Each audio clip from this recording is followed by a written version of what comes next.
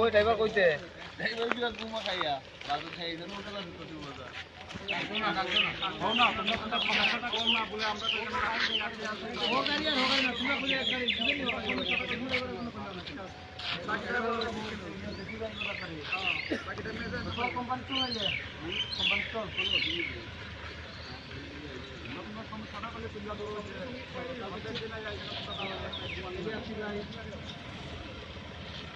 কালকে 11টার সময় আমরা আইছি, এদিক থেকে আমার লোক আরেকজন আসছিল, কিন্তু ওটা গাড়ি রাত্রে 11টার সময় ফাঁসছে।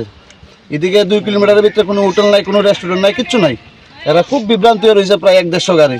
আমরা এলাকার প্রায় 30-40টা টুকটুক আছে, এদিকে বাইরে দিতে পারে না, টুকটুক ড্রাইভারটি কষ্ট পাইতেছে, কোনো টিপ দিতে পারে না, কোনো রাস্তা নাই, কোনো ব্যবস্থা নাই।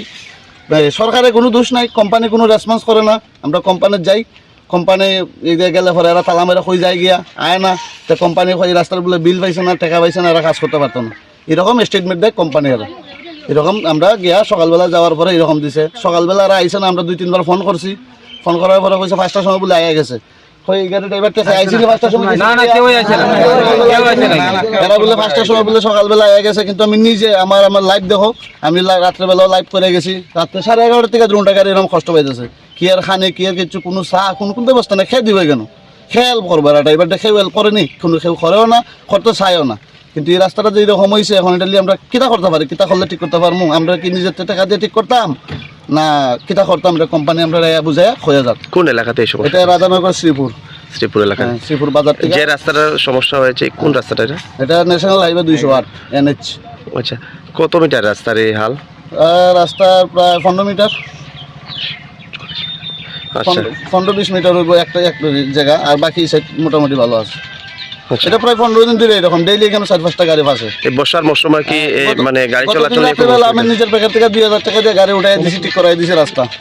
আমার নিজের টাকা দিয়ে 2000 টাকা দিয়ে আমি রাস্তা ঠিক করাই দিছি। আমি লাইভ ভিডিও করে ছাড়ছি অনেক, সবে দেখো। ঠিক আছে, এছাড়া কিতা হেল্প করতে পারবো? একজন গ্রামবাসী হিসাবে আমি এছাড়া কিতা হেল্প করতে পারবো?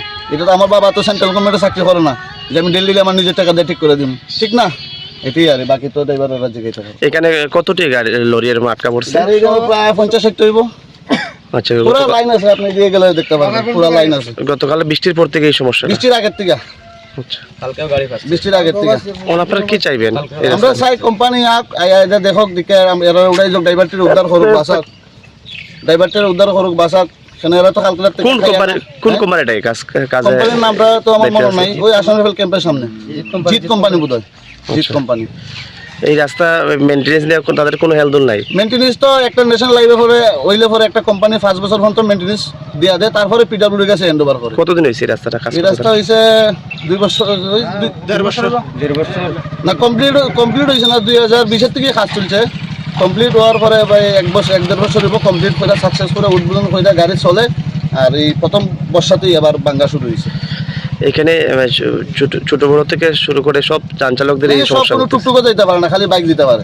আমরা গ্রামেরই 15-20টা টুকটুক বাইরে দিতে পারতেছে না, টিপো যাইতে পারতেছে না, রুজু করতে পারতেছে না। খবর সোমবার হইলে খবর বন্ধন, কিন্তু রুজু করে না, দিব করতে টাকা। এরকম রাস্তা হইলে বাড়িতে পারবো না, কেউ পারতো না।